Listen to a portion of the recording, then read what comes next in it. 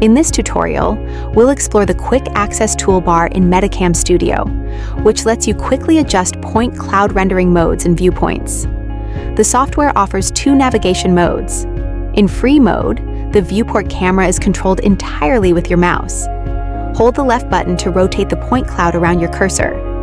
Right-click and drag to pan the camera in any direction. Scroll the mouse wheel to zoom in and out, centered on your cursor. Switching to first-person mode allows you to navigate horizontally using the W, A, S, D, or arrow keys. Left-click and drag to look around. To move the camera in any direction, simply right-click and drag.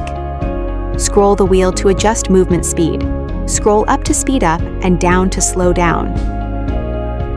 First-person mode is only available in perspective view. EDL enhances 3D point cloud rendering to bring out finer model details. Click EDL to toggle the effect. Click X-Ray to enable a see-through effect, penetrating surface layers to inspect the internal structure. Perspective view is enabled by default. To switch to orthographic view, simply click orthogonal. Use the shortcuts below to instantly view your point cloud from various standard angles.